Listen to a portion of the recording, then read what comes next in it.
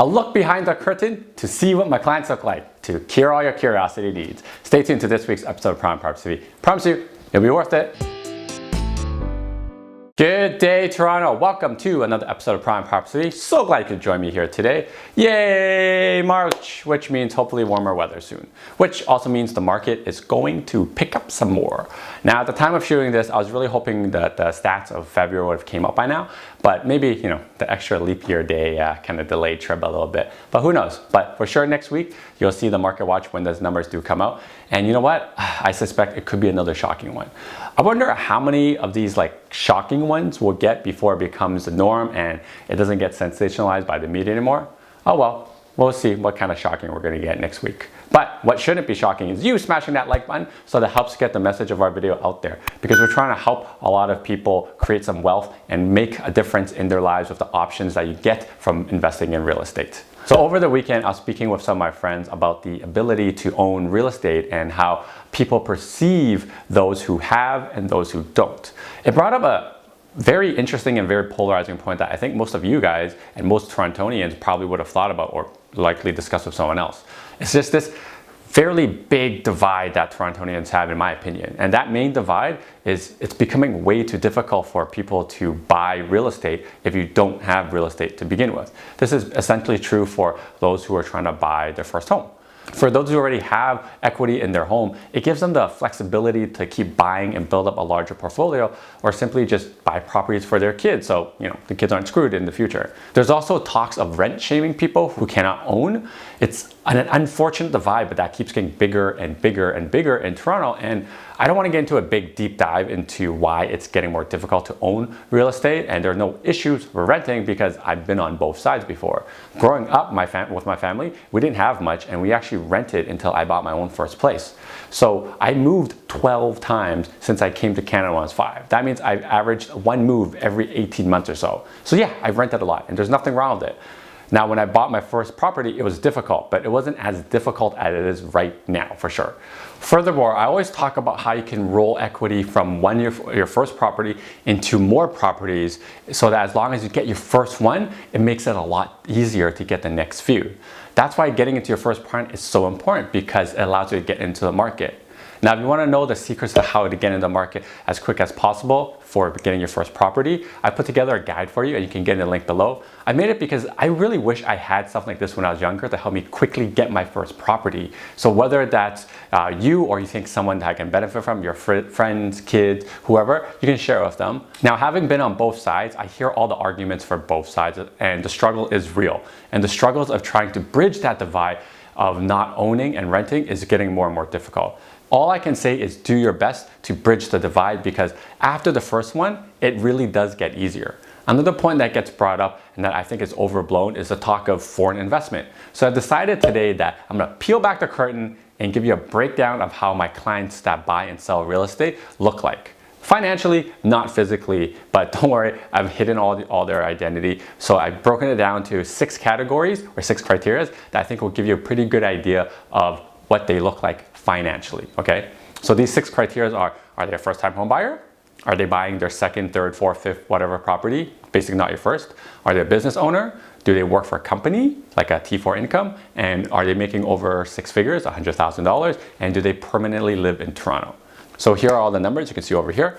The first point I'll address is lives in GTA category. Despite many people thinking that there's a sheer amount of foreign investment coming into Toronto and disrupting the market, it's not as crazy as you think.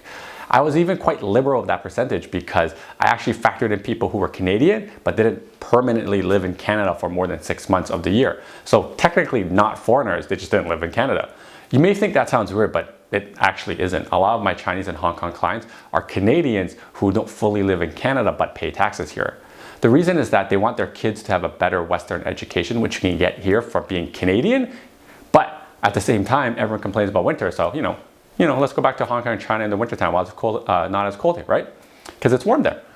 But one thing I will say that is true is the first generation immigrants coming from Hong Kong and China that are coming to Canada, yeah, they're coming with like bags of money. I've said this before and I'll say it again. If 1% of the population of China is what we consider rich, that's more than everybody in Canada put together. That's crazy. It is. The second point I'll address from this chart is that the first-time home buyers that we're buying with, a lot of their down payment is gifted to them, okay? Now, whether that's the full down payment or partial, I've included it in my stats.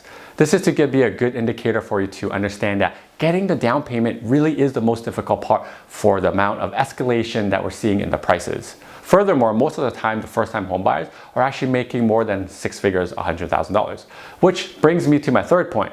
Over 64% of my clients are making $100,000 or more. This is not to say that I have wealthy clients. It's actually a metric I've been using to gauge the mortgage availability of people. Buying a starter home in GTA anywhere is likely going to cost you around $500,000, if not more. But it does require a $100,000 income to get in the market with a 20% down payment if you want to go with the A lender. I would argue that the percentage on the chart is probably higher than 64% because sometimes I don't interact with the other spouse or partner, and the total household income is over $100,000 in those instances. Next point, second property plus. It's again what I've been saying for years. If you own real estate and you hold it for a long time, it gives you options. Many of our clients are rolling their first property into 2, 3, 4, 5. Not to sound like LeBron James, but yeah, that happens. Incomes can't catch how fast real estate prices are growing, but real estate can. So that's whether you're buying a property for your kids or investment property to secure your retirement. That's why it's imperative for anyone who has home ownership dreams to make sure you get into that market ASAP because it gives you options. The last point I'll make with these stats is that the business owners tend to make a higher income, but what they report on their taxes are actually a little bit less, which makes qualifying for a mortgage a lot higher. I've noticed a lot of clients with professional jobs and careers in fields such as IT, accounting, engineering, finance, legal, medical. They're all able to qualify for mortgages super easy because they have consistent income. Plus, when you qualify for the first property, it makes qualifying for a next two a lot easier as long as your income is consistent and high enough. So if you're one of those people with a high-paying careers, leverage it. Get investment properties. Look, I know not everyone will fit in these categories I created and to be able to buy real estate, but the reason why I'm showing you all of this and pulling back the curtain right now is to indicate to you the type of buyers and sellers that are in the real estate market right now. They're all financially capable with limited inventory. The unfortunate fact that is, if someone cannot financially afford real estate, there's no need to rent shame them. We should stop over sensationalizing home ownership. Renting is a lifestyle choice and there's nothing wrong with it and it should not be shamed. In other major cities such as New York, London, Shanghai, renting is more normal than owning. So let's not blow it out of proportion about why we should own real estate and it should be your lifelong goal. It's not. However, if you are financially capable, you should 100% be picking up investment properties with the growing population that is growing in Canada and specifically Toronto. So if that's you and you want to capitalize on this and or roll your first property into a couple more, make sure to reach out to me. My contacts will be right here. Until next time, happy real estate. Now that you're done watching this one, how about this one? Oh, you know what? This one's good too. Ooh, this one's really good. You know what? Just watch them both.